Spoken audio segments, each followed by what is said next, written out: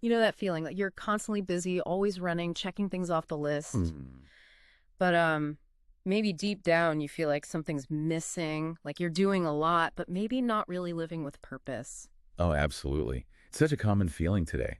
We're sort of pushed by this idea that you have to do more, Right. work longer hours, wake up earlier, just stack wins, Yeah. that old hustle culture thing. Exactly. But chasing that, well, it often leads straight to burnout, doesn't it? Hmm. Feeling totally drained, maybe a bit disconnected. Yeah, doing so much, but feeling less.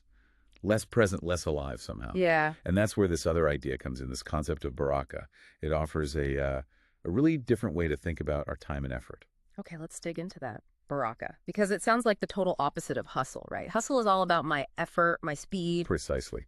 Baraka isn't just about being productive in the way we usually think. It's described more like a quiet success, a sort of divine blessing that gets infused into your day, something only Allah puts there. So it's not about pushing harder and harder then. No, not necessarily. It's more like the unseen power that gets added to your effort. There are these great examples, almost counterintuitive ones, Like what? like maybe studying for less time, but somehow remembering more, or getting, just enough sleep, but waking up feeling genuinely refreshed, not just functional, Okay. or even giving charity and finding that somehow your own resources feel more sufficient, not less. Wow. Okay. That really flips the usual thinking. So you do your part, you put in the work, Right. but the actual impact, the sufficiency, that comes from somewhere else, like an added blessing. Exactly. It's beautifully illustrated with the example of the Prophet Muhammad, peace be upon him. The descriptions of him aren't about constant rushing.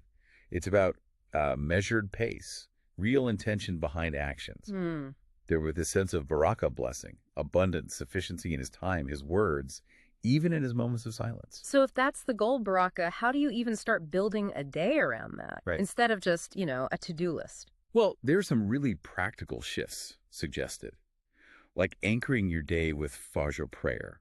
That early morning connection, it sort of sets the tone, invites blessing for the whole day ahead. Okay, like starting with intention. Yes, and saying Bismillah in the name of Allah before you start a task. A simple act, but it consciously frames your work as seeking help and blessing, not just relying on yourself.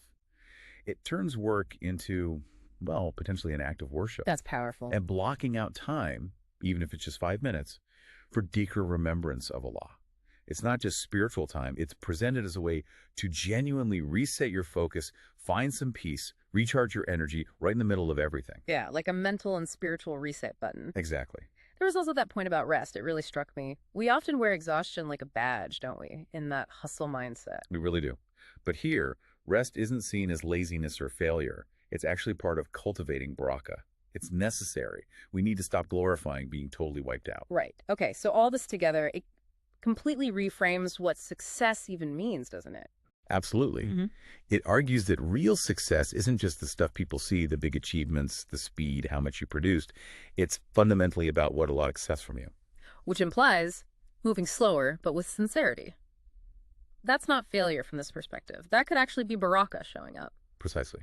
And maybe having smaller goals, but goals rooted in faith and real intention. That's not underachieving. That's success in the unseen, which is arguably what matters most. So for you listening, perhaps this is an invitation, a chance to maybe pause that constant chase, the hustle, Yeah. and to start consciously making a bit more space in your life for this this quieter, more powerful idea of Baraka. Because maybe at the end of the day, the real measure isn't just how much you did, but who you were becoming while you did it, and crucially, who you were doing it all for. Definitely something to think about as you move forward.